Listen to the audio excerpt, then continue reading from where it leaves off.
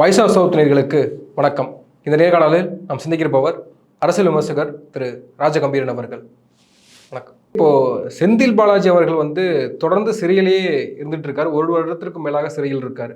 ஆனாலும் அவருக்கான அந்த மவுஸ் அப்படின்றது குறைந்த மாதிரியே இல்லை. என்ன தேர்தல் நடந்தாலும் சரி, கொங்கு மண்டலத்தை பொறுத்த வரைக்கும், மேற்கு மண்டலத்தை பொறுத்த வரைக்கும் செந்தில் பாலாஜி இல்லாமல் ஒரு காயம் நாங்கள் நகராது. செந்தில் பாலாஜியினுடைய ஆணையப்படி தான், செந்தில் பாலாஜியினுடைய காய நகர்த்தல்படி தான் அங்கே எல்லாமே நடந்துகிட்டு இருக்கு அப்படின்றது தான் எல்லாருமே செய்திகள் வாயிலாம் தெரிஞ்சக்கூடிய விஷயமா இருக்கு.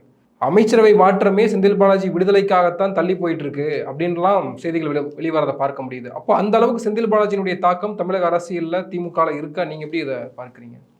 அது செந்தில் பாலாஜி கரூர் மாவட்டத்தில் கட்சிக்காரருடைய நம்பிக்கைக்குரியவராகவும் அந்த தொகுதி மக்களினுடைய நம்பிக்கைக்குரியவராகவும் அவர் இருக்கிறதுனால தான் அவர் சில அணிகள் மாறிய போது கூட மக்கள் அதை ஏற்றுக்கொண்டு அவரை தொடர்ந்து வெற்றியாளராகவே வச்சுருக்காங்க. கடந்த காலத்துல எல்லாருக்கும் தெரியும், அதிமுக காலத்தில் நடந்த ஒரு சம்பவத்திற்கான ஒரு வழக்கை இப்பொழுது கோர்த்து கொண்டு போய் இந்த பாஜக மிரட்டல் துணிக்காக, ஏன்னா அமலாக்கத்துறை வழக்கு வரப்போகுது அப்படின்னு முன்கூட்டியே அண்ணாமலை சொன்னார்.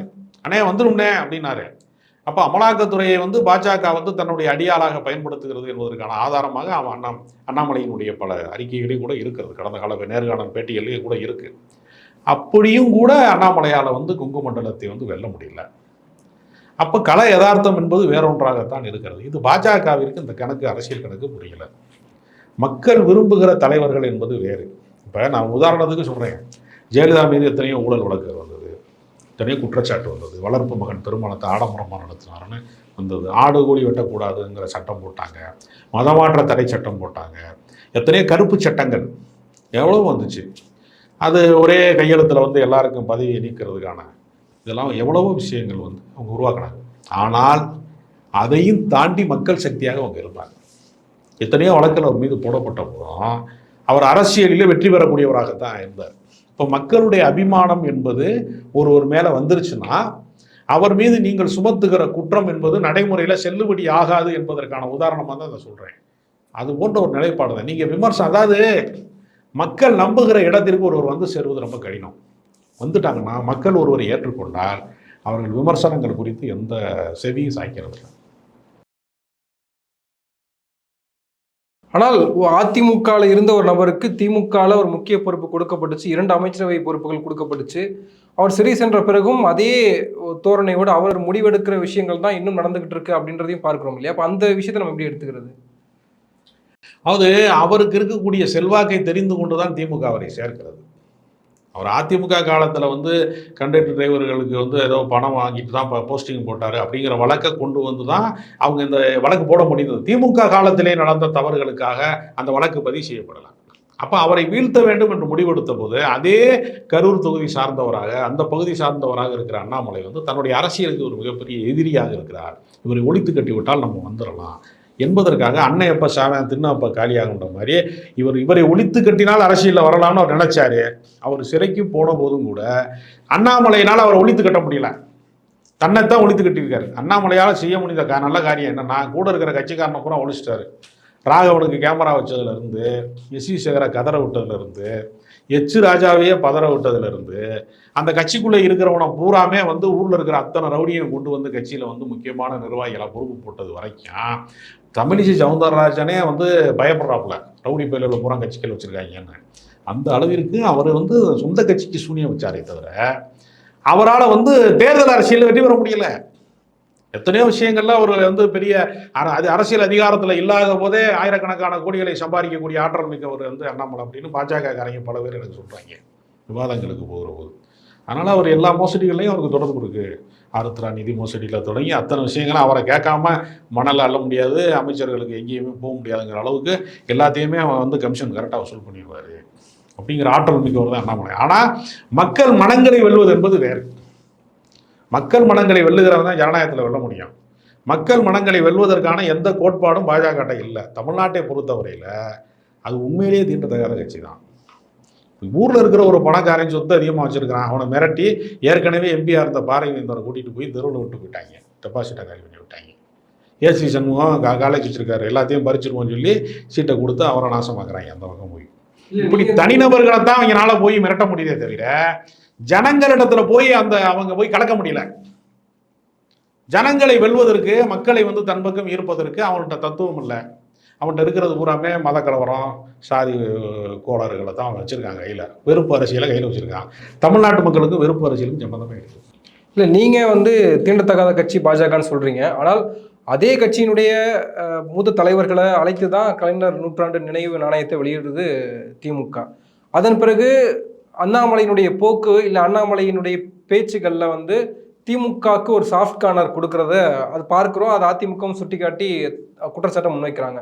இப்போ செந்தில் பாலாஜி விடுதலை ஆகிட்டா அந்த சாஃப்ட் கார்னர் அந்த விஷயமெல்லாம் இருக்காதா? அவங்க ரெண்டு விஷயம் நீங்கள் பார்க்கணும். அதாவது கட்சியினுடைய கோட்பாடு ஒன்று இருக்கும், ஆட்சிக்குன்னு வேற கோட்பாடுகள் இருக்கும். ஆட்சியினுடைய கோட்பாடுகள் என்பது வேற ஒன்றாக இருக்கும். ஒரு உதாரணத்துக்கு சொல்கிறேன். ஒரு காவல்துறையினுடைய உயர் அதிகாரி இல்லை ஒரு போலீஸ் இன்ஸ்பெக்டர் லோக்கலில் ஒருத்தனை லாக்கப்பில் வச்சு அடித்து கொண்டுட்டான், இல்லை ஒரு பாலியல் வன்முறை செஞ்சுட்டான், ஏதோ லஞ்சம் வாங்கிட்டான், இல்லை தீண்டாமை, ஏதோ ஒரு வழக்கில் ஒரு போலீஸ் அதிகாரி, அவருக்கு எதிராக நம்ம ஒரு ஆர்ப்பாட்டம் நடத்துகிறோம், ஒரு கண்டன கூட்டம் நடத்துகிறோம். யார்கிட்ட அனுமதி வாங்கி நடத்தணும்? காவல்துறையிட்ட தான். காவல்துறையிட்ட வாங்கணுமா? அப்போ காவல்துறையில் இருக்கக்கூடிய ஒருத்தரை கண்டித்து நீங்கள் ஆர்ப்பாட்டம் பண்ணணும்னா கூட காவல்துறை அனுமதி வாங்கி தான் பண்ணணுங்கிறத நீங்கள் எதார்த்தம். அதுதான் இங்கே இருக்க நிலைமை. நம்ம எவ்வளவு பாஜகவை எதிர்த்தாலும் நம்ம கட்டுற ஜிஎஸ்டி அவனுக்கு போத்தனை செய்யுது. அதனால பாஜக காரன்ட்ட வந்து இப்போ நான் வந்து பகையாளி வீட்டில் வந்து நான் வந்து பச்சை தண்ணி வாங்கி குடிக்க மாட்டேன்னு சொல்லி ஊரில் உரப்பாத்திரிக்கிறாங்க இல்லை. அது மாதிரி அரசியலில் செய்யவே முடியாது. அரசியலில் மாற்று கருத்துடையவர்களோட உரையாடித்தான் ஆகும். RN ரவி வந்து திராவிட இயக்கத்தை குறித்து தவறாக எவ்வளவோ பேசுகிறாரு, ஆனால் அவர் தான் ஆளுநராக இருக்காரு. அப்போ அது மாதிரி தமிழ்நாட்டுக்கு வந்து மெட்ரோ திட்டத்துக்கு நிதி வேணும், எங்கள் ஜிஎஸ்டிக்கு வந்து திரும்ப கொடுங்க, ரயில்வே திட்டங்கள் நிறைவேற்றப்படாமல் கிடக்கு, உதவி செய்யுங்க அப்படின்னு சொல்கிறதுலாம் நம்ம ஒன்றிய அரசாங்கத்தில் தான் கோரிக்கை வைக்க முடியும். வெள்ள பேரிடர் வருகிற போது நம்ம என்ன பண்ணோம்னா, நம்ம தமிழ்நாடு மொத்தம் நான் உங்களுக்கு ஓட்டு போடலை அதனால் நான் கொடுக்க மாட்டேன்னு அவனும் சொல்லக்கூடாது. நியாயமாக அரசியல் சாசனப்படி தங்களுக்கு வாக்களிக்காத மாநிலங்களை தண்டிப்பதற்கான உரிமை அவங்களுக்கும் கிடையாது. அதுக்காக நம்மளும் வந்து அவங்க எங்களுக்கு பகையாளியே, நான் மாற்று கருத்துடையவர்கள், அப்படி சனாதன கோட்பாடு, நாங்கள் சமத்துவ கோட்பாடு அப்படிங்கிறதுலாம் நம்ம கொள்கை வரையறை பேசுவது என்பது வேறு. நிர்வாகம்னு வந்தால் அவர்களிடமிருந்து தான் அதற்கான ஆணை பெற முடியும், அதற்கான நிதியை பெற முடியுங்கிற யதார்த்தம் இருக்கிறதுல. இந்த கலை யதார்த்தத்திற்கான வித்தியாசம். இப்போ ஒன்றிய அரசு வந்து கலைஞர் நூற்றாண்டுக்கு நாணயம் வெளியிடனா ஒன்றிய அரசு சார்பாக தான் விருந்தினர் கூப்பிட முடியும். அதுக்கு என்ன பண்ண முடியும்? ஆஸ்திரேலியா அதிபரையாக கூட்டிகிட்டு வர முடியும், இல்லை சிங்கப்பூர் அதிபரை கூப்பிட்டு வர முடியுமா? அது கூட முடியாதுல்ல. ஒன்றிய அரசு தான் நூற்றாண்டுக்கு நாணயம் வெளியிடுது. அப்போ அவங்க சார்பாக ஒரு பிரதிநிதி வேணும்னு ராஜ்நாத் சிங் கூப்பிட்றாங்க. இப்போ அவர் வர்றாரு அப்படிங்கிறப்ப லோக்கலில் இருக்கக்கூடிய அவங்க ஆட்களையும் சேர்த்து அழைக்கிறது தானே முறை. நீங்கள் கல்யாண வீட்டில் போய் நம்ம எப்படி ஒப்பாரி படுறது, இல்லை சாவு வீட்டில் போய் நம்ம எப்படி சந்தோஷமாக இருக்கிறது? இது ஒரு முரண்பாடு இல்லையா? அது ஒரு விழா, அது ஒரு பண்பாட்டு நிகழ்வு. மாற்றான் தோட்டத்து மல்லிகைக்கு மனம் கொண்டுன்னு அண்ணா சொல்கிறாரு. மாற்று கருத்துடையவர்களோடு உரையாடுறதாங்க ஜனநாயகமே. இப்போது 2026 சட்டமன்ற தேர்தலை நோக்கி தான் எல்லா காய் நகரத்திலுமே நடந்துகிட்டு இருக்கிறத பார்க்க முடியுது. அது அமைச்சரவை மாற்றம் தமிழக அரசில் நடக்க போகுது அப்படின்னு சொல்கிறதா இருக்கட்டும், முதலமைச்சருடைய வெளிநாட்டு பயணம், செந்தில் பாலாஜி விடுதலை ஆவாரா, விடுதலையான பிறகு தான் அமைச்சரவை மாற்றம் நடக்க போகுது, விஜய் என்ட்ரி, அதிமுக வந்து திமுகவுக்கும் பாஜகவுக்கும் ஒரு ரகசிய உறவு இருக்குது. இது எல்லாமே வந்து 2026 சட்டமன்ற தேர்தல் நோக்கி தான் இருக்கிறத பார்க்க முடியுது. 2026 பொறுத்த வரைக்கும் யாருடைய கை ஓங்கி இருக்குன்னு நினைக்கிறீங்க? கண்ணு கட்டிய தூரம் வரைக்கும் திமுகவுக்கு எதிரிகளே இல்லைங்கிறத நிலைமை. ஏன்னா அவர்களுக்கான எதிர்ப்பு வாக்கு வங்கி வைத்திருக்கிற அரசியல் கட்சிகள்லாம் சிதறி கிடக்கிறது. அதிமுக சிதறி கிடக்கிறது. அவருடைய எதிர்ப்பவர்கள் எல்லாருமே தனித்தனி அணிகளாக இருக்கிறாங்க. ஓர் அணியில் திரள்வதற்கான சாத்தியங்கள் இல்லாத அரசியலை செய்து கொண்டிருக்கிறாங்க. அப்படி இருக்கும் பட்சத்தில் திமுகவுக்கு தான் மீண்டும் வெற்றி வாய்ப்பு இருக்கிறது. இன்னொன்று, பாஜகவோடு சமரசம் செய்து கொள்கிற நிலை என்பது சட்டமன்ற தேர்தலுக்கு திமுகவுக்கு அவசியமே இல்லை. சட்டமன்ற தேர்தலில் பாஜக வந்து நம் தோள்களிலே, மாநில கட்சிகளின் தோள்களிலே ஏறி ஒரு சில சட்டமன்ற உறுப்பினர்களை பெற்றதான் கடந்த கால வரலாறு. இப்போ இருக்க அதிமுக எம்எல்ஏக்கள் உட்பட எல்லாமே பாஜகவின் தயவினால் இந்த சவள பிள்ளைகளை அவங்க தூக்கி சுமந்தாங்கிறது தான் உண்மை. அதனால் அவர்களுக்கு சொந்தமான பலம் இல்லை. அவர்கள் இப்பொழுது மத்தியிலேயே கூட சொந்த கால்கள் நிற்காமல் கூட்டணி கட்சிகளின் பந்த கால்களில் தான் நிற்கிறான். அவனுக்கு வந்து சொந்த காலே கிடையாதுங்க. ஜெயக்குமார் கூட சொன்னார், அதிமுகவினுடைய முன்னாள் அமைச்சர், பாஜக கால் ஒன்றாது தமிழ்நாட்டில், ஏன்னா அதுக்கு கால்களே கிடையாதுன்னு சொன்னார் அவர், இல்லையா? அப்போ உண்மை என்னன்னா, சட்டமன்ற தேர்தலுக்கு பாஜகவினுடைய தயவு வந்து நிச்சயமாக திமுகவிற்கு தேவையில்லை. அதிமுகவுக்கே தேவையில்லையே. கரடியே காரி துப்பிரிச்சு மொமெண்ட் மாதிரி எடப்பாடியாரே வேணாம்ட்டாப்லையே.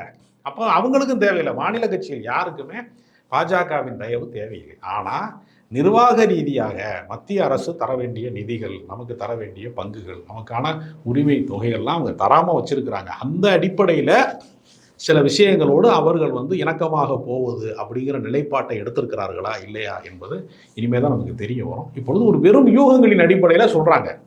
இப்போ இது கூட நமக்கு வந்து என்னென்னா நம்மளுடைய உரிமையை தான் கேட்குறாங்க. தமிழ்நாட்டுக்கு தர வேண்டிய நிதியை கொடுங்க, தமிழ்நாட்டுக்கு தர வேண்டிய வெள்ள பேரிடர் கொடுங்க, தமிழ்நாட்டினுடைய ரயில்வே திட்டங்களை நிறைவேற்றுவதற்கான வாய்ப்பளிங்க, அது மாதிரி தமிழ்நாட்டுக்கு தர வேண்டிய எய்ம்ஸ் மருத்துவமனையை கட்டி கொடுங்க. இது வந்து நம்ம மக்கள் நலன் சார்ந்ததான். அப்படி ஒருவேளை ஒரு சமரச போக்கை அவர்கள் கையாண்டால் கூட அது கட்சி கொள்கை சார்ந்த நிலைப்பாடாக இருக்க வாய்ப்பு இல்லை. அது முழுக்க முழுக்க தமிழ்நாட்டு நலன்கள் சார்ந்த நிர்வாகம் சார்ந்த ஒரு சமரசமாகத்தான் இருக்க முடியுமே தவிர ஒட்டுமொத்தமாக சரணடைவார்கள் என்பது இல்லை. ஏன்னா ஏற்கனவே பாஜகவோடு கடந்த காலங்களில் வாஜ்பாய் அரசியலை கூட்டணி இருந்தபோது கூட அது கொள்கை சமரசம் என்று நம்ம ஏற்க முடியாது. அது நிர்வாக ரீதியாக ஒரு அதிகார பங்களிப்பை தருவதற்கு ஒரு வாய்ப்பாகத்தான் கடந்த காலத்தில் அது கருதி இருக்கிறார்கள்.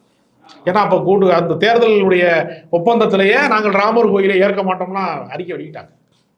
அப்போ இது வந்து என்னன்னா நமக்கான தமிழ்நாட்டுக்கான பங்களிப்பை அவர்கள் தவிர்க்கிறார்கள். அதை வந்து பெறுவதற்கான ஒரு உத்தியாகத்தான் இதை பார்க்க முடியுமே தவிர அதை தாண்டி கொள்கை சமரசமாக ஏற்க முடியும். நன்றி, நிறைய விஷயங்களை தெளிவுபடுத்திருக்கீங்க. உங்கள் நேரத்துக்கு மிக்க நன்றி.